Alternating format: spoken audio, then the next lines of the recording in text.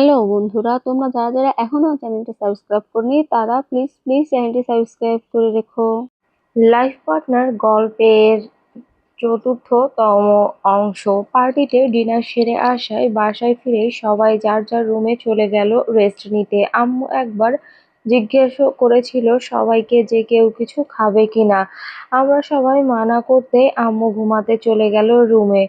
অনেকেও class আছে সকালে, তাই অনিকও ঘুমিয়ে পড়লো তাড়াতাড়ি।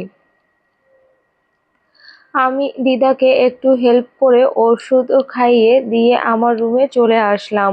পুরো রুম উল্টাপাল্টা হয়ে আছে, আমার ঘর কখনো গোছানো থাকেও না। আম্মু অনিকের রুম আমায় দেখিয়ে বলে যে অনেক ছেলে মানুষ, আবার আমার থেকে ছোট, তাও খুব গুছিয়ে রাখে ঘর। আমার অনেকের কাছ থেকে শেখা উচিত আরো কত কিছু, কিন্তু এত গোছগাছ করা বাবা আমার দ্বারা হবে না। পুরো বেডে কাপড় ছড়িয়ে ছিটিয়ে আছে, আমি কাপড়গুলো তুলে সোফায় রেখে বেডে উপুর হয়ে শুয়ে ফোনটা হাতে নিলাম। ফোনটা কানেক্ট করে গান প্লে করলাম। গান বাজছে আর আমি গ্যালারিতে গিয়ে আজকের পার্টির সব ছবি দেখছিলাম। কিছু ছবি আমি তুলেছি, আবার কিছু ছবি যে কে তুলেছে তাও জানি না। ফুপা ফুপির কিছু কাপল ফটো আছে, পিচ্চি দুইটারই বেশি ছবি। আজ তো ওদেরই দিন ছিল। দেখলাম সবে 10টা 39 বাজে। এত জলদি তো আমার ঘুম কোনোদিনও আসবে না। জানি না সবাই কিভাবে ঘুমাচ্ছে। খুব তো গলা উঁচিয়ে বললাম খাবো না কিছু, কিন্তু এখন আবার খিদে পাচ্ছে। কিছুক্ষণ বসে থাকার পরে উঠে ফ্রিজের কাছে গেলাম। ফ্রিজ খুলে দেখলাম বাটিতে কিছুটা রসমালাই আছে। বাটি ধরে একটা চামচ সহ রুমে এসে ফোন নিলাম। বারান্দায় গিয়ে চুলের বাঁধন খুলে কানে ইয়ারফোন গুঁজলাম। তারপর বারান্দার চেয়ারে পা উঠিয়ে বসে রসমালাই খেতে লাগলাম। আকাশের দিকে তাকিয়ে কয়েকটা গান শুনলাম। একটু পর ফেসবুকে লগ ইন করে নিউজ ফিডে ঘোরাঘুরি করছিলাম। গান একটার পর একটা প্লে হচ্ছিল। হঠাৎ গান বেজে উঠল, ভালো আছি ভালো থেকো, আকাশের ঠিকানায় চিঠি লিখো। গানটা শুনতেই আয়ানের কথা মনে পড়লো। কিছু না ভেবেই সার্চ বক্সে লিখলাম রেদওয়ান সাকিব আয়ান। লিখতেই ওনার আইডিটা পেলাম। দেখলাম রিসেন্ট কোনো পোস্ট নাই। ফোন চার্জে লাগিয়ে বারটি আর চামচ কিনে কিচেনে রেখে এসে বিছানায় শুয়ে পড়লাম। আয়ান ছেলেটা তো মাথায় বড্ড ঘুরঘুর করছে। আজ ওনাকে দেখেছি, আবার আসার সময়ও আম্মু আয়ানের ফ্যামিলিকে নিয়ে গল্প করছিল। ওনার কথা বারবার শোনার কারণেই হয়তো বারবার মাথায় ওনার চিন্তা আসছে। এইসব ভাবতে ভাবতেই 12টার দিকে ঘুমিয়ে সকাল 9টার দিকে উঠলাম। অনিক আর আম্মু বাসা থেকে চলে যাওয়ার পর আমি আর দিদা খাওয়া দাওয়া, টিভি দেখা আর গল্পগুজব করেই দিন কাটিয়ে দিলাম। আজ ডান্স ক্লাস আছে। ঝুমও তো ওর আত্মীয়র বাড়ি বেড়াতে গেছে। আজ আমাকেই ডাবল ক্লাস নিতে হবে। অনেক স্কুল থেকে ফিরতেই আমি রেডি হয়ে বেরিয়ে পড়লাম। ডান্স ক্লাসে পৌঁছে ডাবল ক্লাস নেওয়ার পর খুব ক্লান্ত হয়ে আমি ফেরার পর রাস্তায় এসে দাঁড়ালাম। ওয়েট করছি রিক্সার জন্য, কিন্তু একটা রিক্সার দেখাও মিলল না। বাসের দিকে তাকালাম, সব বাস ফুল, দাঁড়ানোর মতো জায়গা নেই। আমার পা ভেঙে আসছিল, প্রায় সন্ধ্যা হয়ে আসছে, তাই আর দাঁড়িয়ে না থেকে হাঁটা শুরু করলাম। কিছু কদম যেতেই একটা গাড়ি আমার পাশে এসে থেমে গেল। আমি ওদিকে ভ্রুক্ষেপ না করে হাঁটছিলামই। পেছন থেকে কে যেন ডাকলো, ওরিয়ানা। আমি পেছনে তাকিয়ে বুঝতে পারলাম যে এই গাড়ির ভেতরে থেকে আমায় কেউ ডাকলো। গাড়ির দরজার সামনে দিয়ে দাঁড়াতেই দেখি আয়ানের বাবা আতিক আঙ্কেল বসে আছেন। আরেকটু উঁকি দিয়ে দেখলাম যে আয়ান ড্রাইভিং সিটে বসে আছেন। আমার দিকে তাকিয়ে হালকা হাসলেন। আমি, আসসালামু আলাইকুম আঙ্কেল। আঙ্কেল, ওয়ালাইকুম আসসালাম। কি ব্যাপার মামুনি, একা একা এই সময় রাস্তা দিয়ে হাঁটছো কেন? আমি আমি আসলে ডান্স ক্লাস থেকে বেরিয়ে রিক্সার জন্য অপেক্ষা করছিলাম আঙ্কেল। রিক্সা না পাওয়ায় হাঁটছি। আঙ্কেল, সে কি, আর কিছুক্ষণের মধ্যেই তো সন্ধ্যার আজান দিয়ে দিবে। তুমি গাড়িতে উঠে এসো তো, আমি পৌঁছে দিচ্ছি তোমার বাসায়। আমি, না না আঙ্কেল, আমি পারবো। আরেকটু সামনে এগোলেই রিক্সা বা বাস কিছু একটা পেয়ে যাব আঙ্কেল। আঙ্কেল উঠতে বলছি না মামুনি, তোমাকে এভাবে ফেলে আঙ্কেল তো যেতে পারবে না। উঠে এসো তুমি, তাছাড়া আমার কিন্তু খারাপ লাগবে। আমি আর কথা না বাড়িয়ে ওনার কথা মেনে নিয়ে গাড়িতে উঠে বসলাম। এমনিও আমার দেরি হয়ে যাচ্ছিল, তাই আর না করলাম না। আমি গাড়িতে বসতে আয়ান গাড়ি ঘোরালেন। আঙ্কেল ওনার দিকে তাকিয়ে বলল, আরে আয়ান, ওর বাসার রাস্তা কোথায় তা না জেনেই গাড়ি কেন ঘোরাচ্ছ? আয়ান অপ্রস্তুত হয়ে বললেন, আসলে আব্বু, উনি রাস্তার উল্টা দিকে হাঁটছিলেন তো, তাই ওই দিকেই গাড়ি ঘোরাচ্ছি। আঙ্কেল, উনি ঠিক দিকেই গাড়ি ঘোরাচ্ছেন। আমার বাসা বিপরীত দিকেই। আপনাদের শুধু শুধু কষ্ট হয়ে যাবে। পাগলি মেয়ে, কিসের কষ্ট? আমারও মেয়ে আছে, তুমিও তো আমার মেয়ের মতোই। তোমাকে দেখতে পেয়েও এভাবে আমি চলে যেতে পারি না। আমার ছেলের উপস্থিত বুদ্ধি আছে বলতে হবে। নাও আয়ান, সাবধানে গাড়ি চালাও। মনে মনে বলছি, উপস্থিত বুদ্ধি না ছাই আঙ্কেল গো, আপনি তো আর জানেন না যে আপনার ছেলে আমার বাড়ি খুবই ভালো মতো চেনে, সেজন্যই কিছু না বলতেই গাড়ি ঘোরাচ্ছিলেন। আপনার ছেলের কথা বলে ছক্কাও মারা হয়ে গেছে আমার। আপনার ছেলের করা বলে ছক্কাও মারা হয়ে গেছে আমার। আঙ্কেল আমার বাসার ঠিকানা জানতে চাইলেন। আমি বলতে আয়ান গাড়ি চালানো শুরু করলেন। তুমি কলেজে ফার্স্ট ইয়ারে পড়ছো নাকি সেকেন্ড ইয়ার মামুনি? ইয়ার চেঞ্জ পরীক্ষা হয়ে গেছে আঙ্কেল, রেজাল্ট হলেই সেকেন্ড ইয়ারে ক্লাস শুরু হয়ে যাবে। আঙ্কেল, বেশ বেশ, ভালো মতো পড়ালেখা করো। এখনকার যুগে পড়ালেখাটা অনেক জরুরি মামুনি। আমি, জি আঙ্কেল, দোয়া করবেন। আঙ্কেল, অবশ্যই ইনশাল্লাহ। সারা রাস্তা আঙ্কেল আমার সাথে আরো টুকিটাকি গল্প করলেন। আয়ান চুপচাপ গাড়ি চালাচ্ছিলেন। আম্মু ঠিকই বলেছিল, আঙ্কেল খুব সম্মান দিয়ে কথা বলে। ওনার সাথে কথা বলে আমারও ভালো লাগছিল, খুব মিশুক। কিন্তু এই লোকের ছেলে হয়েও আয়ান বেশ চুপচাপ থাকেন দেখি। প্রয়োজন ছাড়া বেশি কথা বলেন না। হাসির রেখাটাও যেন লিমিটেড। হাসতে দেখেছি সেদিন, কিন্তু শব্দ করে নয়। গাড়িতে বসে থাকা অবস্থায় আজান হয়ে গেল। আমি ব্যাগ থেকে হেয়ার ব্যান্ড বের করে চুল পেঁচিয়ে বাঁধতে বাঁধতে হঠাৎ গাড়ির লুকিং গ্লাসের দিকে তাকালাম। তাকিয়ে দেখি আয়ান আমাকে দেখছেন। আমি থেমে গিয়ে ওনার চোখের দিকে তাকিয়েছিলাম গ্লাসে। উনি ওনার চোখটা সরিয়ে নিয়ে সামনের দিকে তাকিয়ে গাড়ি চালাতে লাগলেন। ওনার চাহনিটা কেমন যেন অন্যরকম, খারাপ বা ভালোর কথা না, সব রকমের থেকে ভিন্ন, অন্যরকম। তারপর আমি চুল পেঁচিয়ে বেঁধে নিলাম, ওড়নাটা দিয়ে মাথা ঢাকলাম। কিছুক্ষণ ব্যাগ হাতে নিয়ে বসে জানালার দিকে বাইরে তাকালাম। আর 10 মিনিটের পরই বাসার কাছে পৌঁছে গেলাম। আমি গাড়ি থামাতে বললাম, আঙ্কেল, কোনটা তোমার বাসা মামুনি? আমি, আঙ্কেল আমার বাসা আরো ভেতরে, সামনে রাস্তা মেরামতের কাজ চলছে তো, তাই গাড়ি ভেতরে যেতে পারবে না আঙ্কেল। ও আচ্ছা, কিন্তু এতটুকু তুমি একা একা যেতে পারবে? আমি, জি আঙ্কেল, আমি পারবো। আমার একা চলাফেরা করে অভ্যাস আছে। প্লিজ আঙ্কেল, আপনারাও চলুন না ভেতরে। আঙ্কেল, না মামুনি, আজকে না, আজ একটু তাড়া আছে, অন্য এক সময়। তোমার সাথে কথা বলে খুব ভালো লাগলো। তুমি অনেক লক্ষ্মী মেয়ে। তুমি যতই বলো না কেন যে তুমি যেতে পারবে, আমার চিন্তা হবে। তুমি এক কাজ করো, আয়ানকে তোমার ফোন নাম্বারটা দিয়ে যাও, ফোন করে শুনে নিব যে তুমি পৌঁছেছো কিনা। আয়ান অবাক হয়ে আমার দিকে তাকালেন। আমিও ওনার দিকে তাকিয়ে চুপ করে রইলাম। আঙ্কেল, কি মামুনি, আপত্তি আছে তোমার? আমি, না আঙ্কেল, তেমন কিছু না, আমি নাম্বার দিচ্ছি। আঙ্কেল, আয়ান ওর নাম্বারটা নাও তো, আমার ফোনে চার্জ নেই। একটা মুরব্বী মানুষকে এভাবে বলা যায় নাকি যে আমার আপত্তি আছে? নাম্বারটা দিতে আমার কিছুটা ইতস্তত বোধ হচ্ছিল। আমি নাম্বারটা দিয়ে বিদায় নিলাম। আয়ান আবার গাড়ি স্টার্ট করলো। গাড়ি স্টার্ট দেওয়ার পরও আমি দাঁড়িয়ে থাকলাম।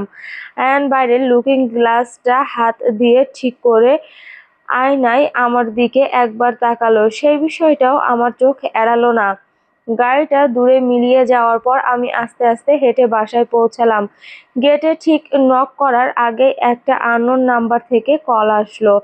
আমার বুঝতে বাকি রইল না যে এটা আয়ানেরই নাম্বার। আমি দরজায় নক না করে ফোনটা রিসিভ করলাম।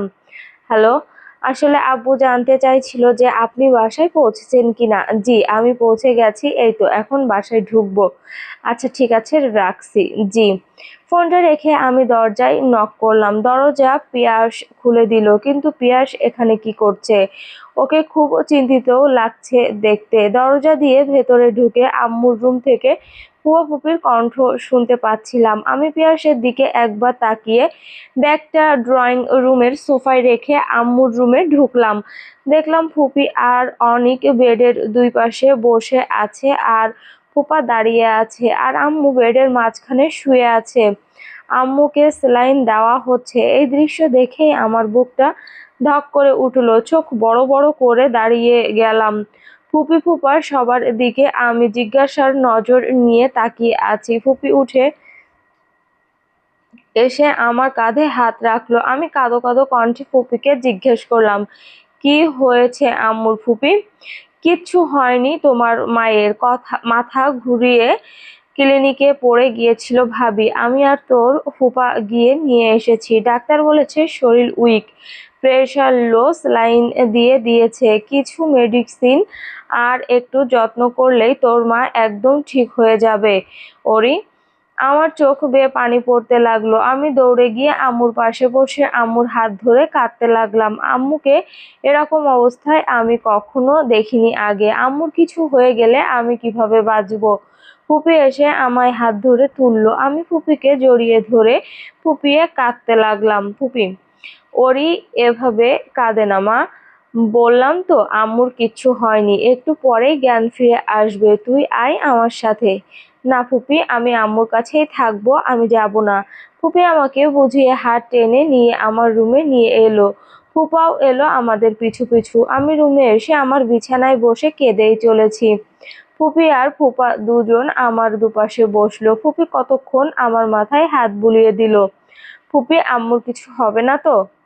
দেখোরি, ভাই চলে যাওয়ার পর ভাবিকে এই সংসারের হাল ধরতে হয়েছে। খুব তাড়াতাড়ি তোর বাবা মারা যাওয়ায় তোর আর অনিকের দায়িত্ব ভাবি একা ঘাড়ে তুলে নিয়েছে। তোদের চিন্তা ওনাকে সবসময় তাড়া করে রে মা। তোদের ভবিষ্যতের চিন্তা করতে করতে হয়তো দুর্বল হয়ে পড়েছে।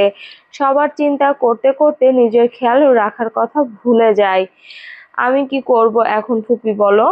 আম্মু কিছুর আম্মুর কিছু হয়ে গেলে আমি কিছুতেই তা সহ্য করতে পারবো না। ফুপা, কি আবার করবি? মায়ের খেয়াল রাখবি। তুই না তোর বাবা মায়ের মেয়ে, তোর কাঁদলে চলবে? তুই এতটা ইমোশনাল হয়ে পড়লে অনিক আর দাদির খেয়াল কে রাখবে? তুই তো বড় মেয়ে, তোকে যে পড়তে হবে। তোর আমার প্রিন্সেস তো অনেক স্ট্রং। এখন চট করে চোখের পানি মুছে ফেলতো আর একটা হাসি দে। আমি ফুপার কথা শুনে হাত দিয়ে চোখ মুছে হালকা একটু হাসলাম। হ্যাঁ ঠিকই তো, আমার তো ভেঙে পড়লে চলবে না, আমাকে তো আমার মায়ের খেয়াল রাখতে হবে। হুম ফুপা, আমি পারবো, দেখো তোমরা। ফুপি, জানি তুই পারবি। শোনরি, প্রীতি আর প্রিয়াকে কাজের মেয়েটার কাছে রেখে এসেছি। আমরা তো থাকতে পারবো না, পিয়াসকে রেখে যাচ্ছি। বাইরে থেকে কিছু আনতে হলে ওদের দুই ভাইকে পাঠিয়ে দিস, আর যে কোনো দরকার পড়লে আমাকে বা তোর ফুপাকে ফোন করিস। আমি রান্না করে রেখেছি, তোরা খেয়ে নিস। আমি আচ্ছা। ফুপা আর ফুপি চলে যাওয়ার পর আমি ড্রেস পাল্টে আম্মুর পাশে এসে বসলাম। আম্মুর এখনো জ্ঞান ফেরেনি। রাত ৯টার দিকে আমি সবাইকে ডিনার করতে বললাম। কেউ খেতে চাইলো না, তবুও জোর করে খাইয়ে দিলাম। অনেককে আম্মুর পাশে বসিয়ে রেখে আমি আম্মুর জন্য স্যুপ বানাতে গেলাম। স্যুপ বানানো শেষ হতেই অনেক এসে বলল আম্মুর জ্ঞান ফিরেছে। আমি গ্যাস অফ করে দৌড়ে আম্মুর কাছে গেলাম। গিয়ে আম্মুকে জড়িয়ে ধরে কিছুক্ষণ কাঁদলাম। আম্মু আমার মাথায় হাত বুলিয়ে দিল। আমি আম্মুকে উঠে বসিয়ে স্যুপ এনে খাইয়ে দিলাম। খাওয়ার পর আমরা সবাই আম্মুর রুমে বসে গল্প করলাম খানিকক্ষণ। এখন আম্মুকে নর্মাল লাগছে। মনে কিছুটা শান্তি পেলাম। সবাই যার যার রুমে গিয়ে শুয়ে পড়লো। আমি আম্মুকে ওষুধ খাইয়ে দিয়ে আম্মুর কাছেই থাকলাম। আজ আম্মুর রুমে ঘুমাবো আমি। আম্মু কিছুক্ষণ পরে ঘুমিয়ে পড়লো। খুব টেনশন হচ্ছিল আমার। আমার টেনশন, মন খারাপ, রাগ সবকিছু দমানোর একটাই হাতিয়ার হলো আইসক্রিম। ফ্রিজ খুলে আইসক্রিমের বক্স আর চামচ নিয়ে আম্মুর পাশে এসে খাওয়া শুরু করলাম। আম্মু ঘুমাচ্ছে আর আমি খাচ্ছি আর ভাবছি কত কিছু। হঠাৎ মনে পড়লো আঙ্কেল আর আয়ান আমাকে এতটা হেল্প করলো আমাকে আজকে, আর আমি একটা থ্যাঙ্কসও বললাম না। থ্যাঙ্কস বলতে যে আমি এত কিপটামি কেন করি আল্লাহ মাবুদ জানে। আগে পাছে কিছু না ভেবে আয়নের নাম্বারে একটা মেসেজ পাঠিয়ে দিলাম, আজকে বাড়িতে পৌঁছে দেওয়ার জন্য থ্যাঙ্কস। মেসেজটা পাঠিয়ে আমি রিপ্লাইয়ের জন্য অপেক্ষা করছিলাম। ফোনটা রেখে আইসক্রিমের বক্স রেখে এসে দেখি আয়ান রিপ্লাই করেছেন, কিন্তু বাংলা টাইপ করে লিখেছেন ওয়েলকাম। আমি হলে বড়জোর লিখতাম ওয়েলস। আমি আবার লিখে পাঠালাম,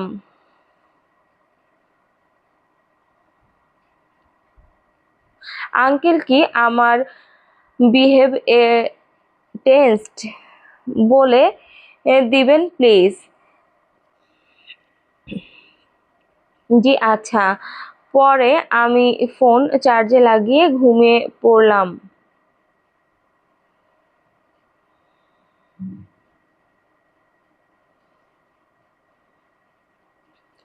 পরদিন সকালে তাড়াতাড়ি ঘুম থেকে উঠে পড়লাম। আম্মু তখনও ঘুমাচ্ছে। আম্মুকে এখন কাজ করতে দেব না আমি। ব্রেকফাস্ট আমাকেই বানাতে হবে। আরও অবশ্য কিচেনের কাজে মোটামুটি নলেজ আছে, কারণ আম্মু বেশিরভাগ টাইম বাহিরে থাকায় আমি অনেক সময় কিছু কিছু রান্না করি। লুডুস, পাস্তা, কফি, স্যুপ, কেক এসবই আর কি।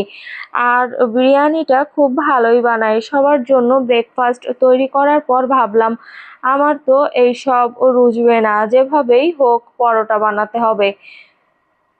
পরোটা ভাজাটা খুব ইজি, কিন্তু বানানোটা আমার সাধ্যের বাইরে। খুব চেষ্টা করেছি আগেও, কিন্তু হয়ে ওঠেনি। কিছুক্ষণ আটার সাথে যুদ্ধ করলাম, তারপর কোনো মতে তেড়া বেঁকা করে পরোটা বেললাম।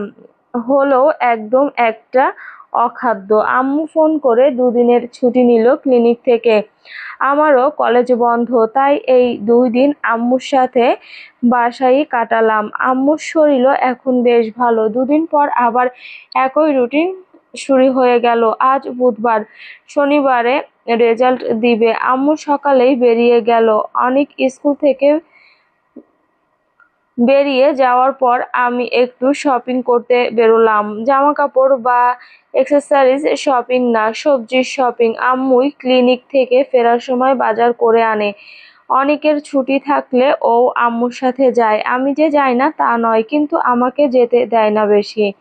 আমি বাজার করতে গেলে নাকি অনেক সময় লাগে। আরে বাবা, দেখে দেখে তাজা শাকসবজি আর ভালো মন্দ দরদাম করতে হলে তো সময় খানিকটা লাগবেই। রেডি হয়ে বাজারের দিকে গেলাম।